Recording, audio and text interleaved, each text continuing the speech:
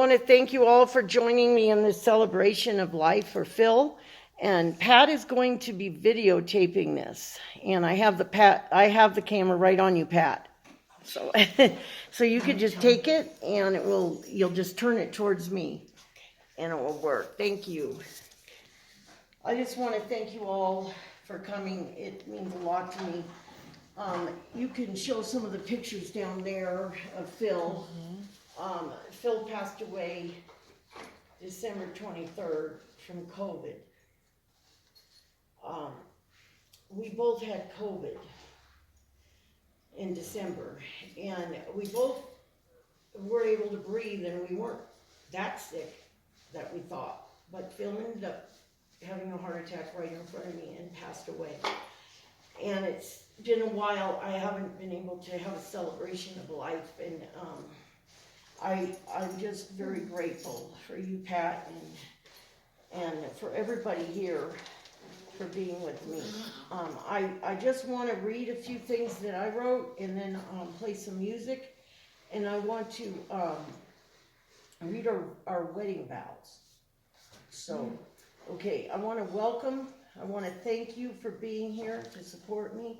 I know you don't know Phil Contreras, so I would like to introduce you to him. Before I do, I would like to ask you to join me in a few moments of silence and take this time to think about the people you miss.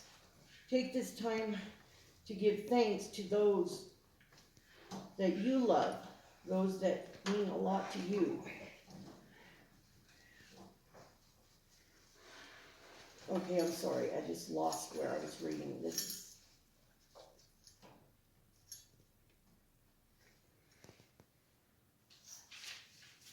I want to just take a moment of silence, and I'm just going to read. This is what I do, especially when I'm nervous. I just take a moment of silence, and I say a prayer, and I want you to think of whoever means a lot to you that you've lost in your life, and just be grateful for the memories. I just breathe in God and love and peace, and I breathe out negativity and pain in myself, and I just let God take over.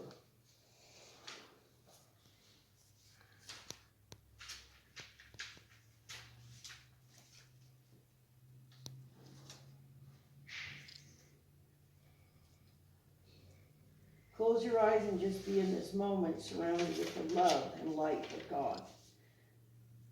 We're surrounded with God's loving spirit. We are safe in this moment. I would like to take this time to invite Christ's Spirit into our life today.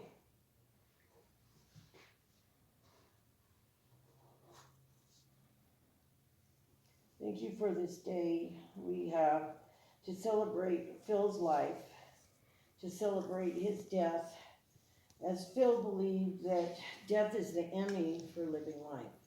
He believed strongly that we are children of God and that we were put here on earth as a spiritual being having a human experience. And I believe that he's in your arms, Lord, and I believe that he's safe and in no pain, and he is as perfect as he can be because he's with you.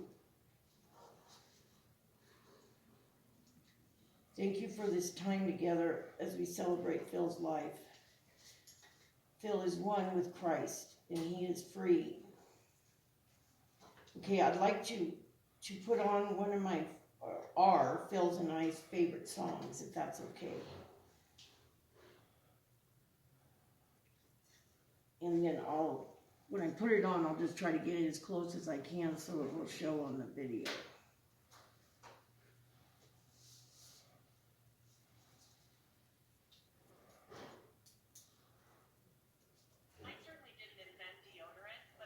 And of course, this is an ad, so it has to go through that. Okay.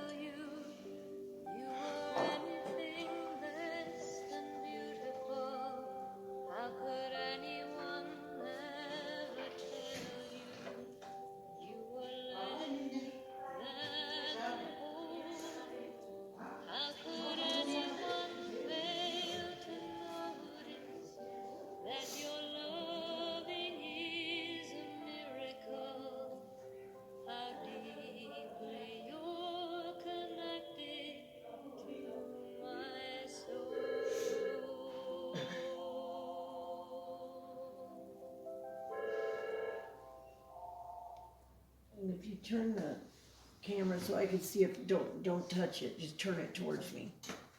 So I make a decadent and Okay, I just wanted to make sure that it was still, the numbers are going, don't touch it, just turn it around on me now. And then, I'm going to read a few more things that I wrote. I'm not gonna keep you here forever, I just wanted to read a few more things about Phil. Phil and I have been together since 1996. We met in the program, the 12-step program, because I'm going on 26 years sober, and he passed away with 30 years sober. And we met in the meetings, and we became friends for about a little over a year, and then we got together, and we've been together ever since. And 1996 is when we got together. I met him in 1995. And I'm just going to read, I wrote some things since he passed away. Writing has been healing. And I wrote, even in my pain of losing Phil, I'm enjoying the moments in life. Phil taught me so much. He showed me through his actions how to enjoy the moment. I feel his spirit with me in every moment of every day. Thank you, Phil, for the gift of your love, your time you gave me, 24 years of being by your side, and I love you, and I'll never stop loving you. I can't see through the tears, but that's okay, because they're not only tears of sadness because I miss you, but they're tears of joy because you are free. You're with God. You're in no pain, and I know it, and I feel it. Okay, excuse me. Okay, I can't see this very well. Okay, I read this and I think of Phil. He is exactly what this says. He loved me where I was at in the moment, and he didn't try to change me. He accepted me as I was in the moment. I miss you, Phil, so much. I feel numb tonight. I feel like I'm in shock. It comes and goes. Now, this is what a poem I found, and this is what makes me think of him. It says, you can't be everyone's hero. You can't take away everyone's pain. You can't solve all their problems and make them feel happy with themselves in their lives. All you can do is love them. And that's all you have to do. Just love them in their messiness, in their confusion, in their grief. See them, hear them, and accept them without judgment. Then let them know it's okay to be right where they are. And if and when they need you, you'll be there. And this reminds me of you, Phil, because that's exactly what you did with me my whole time that I was with you for 24 years. You loved me for who I was. You didn't try to change me.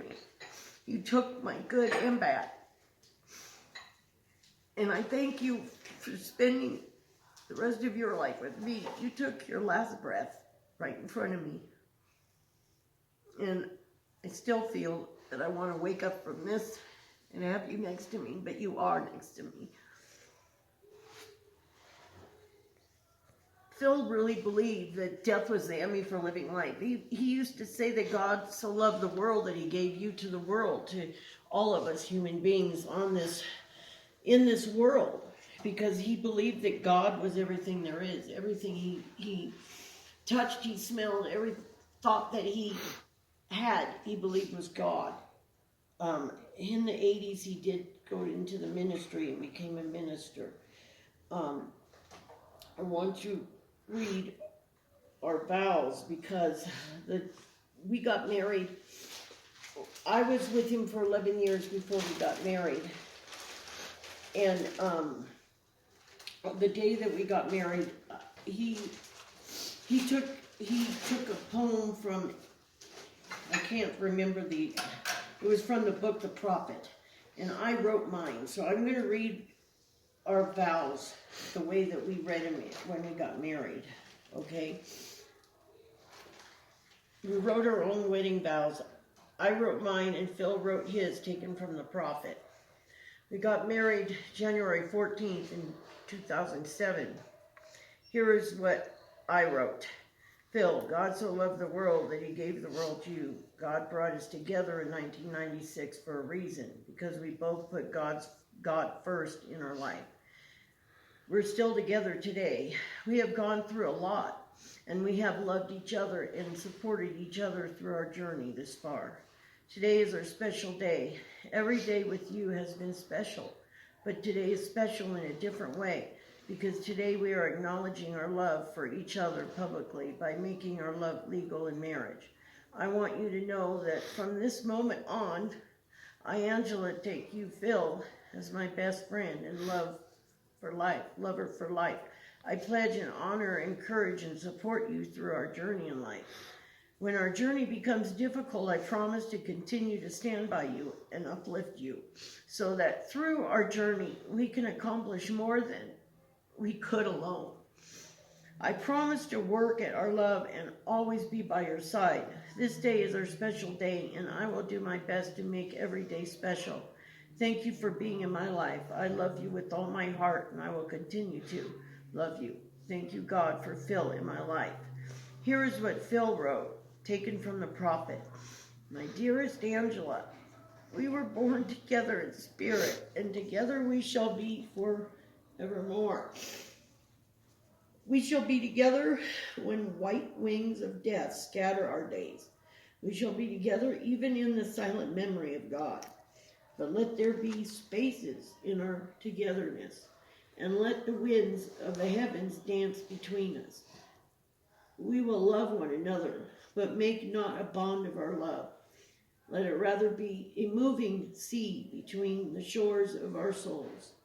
We fill each other's cup, but drink not from one cup. We will give one another our bread, but eat not from the same loaf. We will sing and dance together and be joyous, but let each one of us be alone. Even as the strings of a lute are alone, though they quiver with the same music.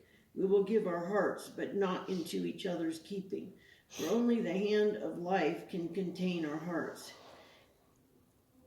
and stand together, yet not too near together. For the pillars of the temple stand apart, and the oak tree and the cypress grow not each other's shadow. And he loved the prophet. He loved his writings, and he used that as our wedding vows. That's nice. And I wanted to read something else that I wrote. Life has totally changed. My life is different without Phil. I knew I would lose everything, and I did. The one thing I didn't lose is my faith, my love for God, and God loves me. When you have someone who loves you, it's a blessing. And when that person has died and gone with God, I feel like I was abandoned. Phil loved me and took care of me the best he could. And the one thing he used to say is he felt bad because he couldn't leave anything for me. But he left his love. We weren't prepared for him to die, and he didn't like to talk about it. He was trying to get life insurance, but he passed away before he could get it. And I knew that I would lose everything if he died before me, because I wouldn't be able to pay the bills. But it's okay, because God is taking care of me, and I have a roof over my head, and I have food to eat. Yesterday was 4 months since Phil passed away. It has been really hard. 12 hours after he passed away, my caregiver came to my house to help me pack, and she stole Phil's belongings. Unfortunately, her husband felt guilty and admitted that they stole them and returned everything within 2 months. It was a big mess, and I had no idea that it was going on because I was in shock and numb from Phil's death. And it was like she packed everything and took all his stuff, and it was like he just disappeared. I learned a lesson. I always say God brought people into my life to help me. And those people stole from me, and some other people trying to take advantage of me. And it all happened starting 12 hours after my husband's death. Now it's almost, or it is actually, 4 months, and I have most of everything returned, thankfully, but they are not in my hands. I'm waiting for them. If I would have moved, I would have had all my things if I chose to move out of state, but because I followed my gut feeling, I didn't move to another state. So I will take some time, it will take some time to get my belongings with me. I said I would move. I said I was going to move my friends, but I changed my mind and didn't. So in time I will get my belongings. I think about how my life is right now, and it feels like it's a nightmare nonstop. The way I make it not a nightmare is by keeping close with God in prayer and nonstop conversation daily with God. And sometimes I feel that God brings people into our lives to help us. And I thought he did bring people to help me when Phil passed away. I was wrong. They weren't helping me. My caregiver came to my house 3 days a week for 2 years, being as sweet as can be, doing extra stuff for us. She really did help us a lot, and I felt blessed to have her until she stole Phil's belongings and brought COVID into our house, knowing that she was exposed to it. I have to let it go because it's just going to be poison to me if I hold on to it. Yes, I am angry and I don't like it, and I know Phil wouldn't like it. If I was the one who died from COVID and she brought it into our homes, there is nothing I can do. I've talked to the police and I've talked to the investigators about what I could do, and there's nothing to prove that she brought it. All I can do is give it to God and stay away from her and pray. Another person was helping me, and I found out I was being taken advantage of. The friend who wanted me to move in with them and their family are loving, but they didn't take advantage of me, but I didn't feel comfortable in moving. So I still feel alone, and even if I moved, I would have felt alone because Phil, the love of my life, wouldn't have been with me. So it's going to take a long time of working on myself and accepting that he's gone and being okay with it. I know Phil is in peace, and I'm happy for him. I'm here to live life and celebrate Phil's life and celebrate Phil's death because I know that that's what he would want me to do. And I want to thank you guys for being here and just helping me. I felt I had to do some kind of memorial or celebration of life is a better word for it, for Phil. Because we don't have family and friends here to come, and I am so grateful that you guys are here. Thank you. I thank you, and I love you, and I just want to play one more song. I had chosen like 12 songs, but it just goes way too long, but Phil was a spiritual man, and I want to play at least one more song, if that's okay. I try to get organized, and then I'm not very organized. Of course, I have to find it. So let's see which one this is. Yeah.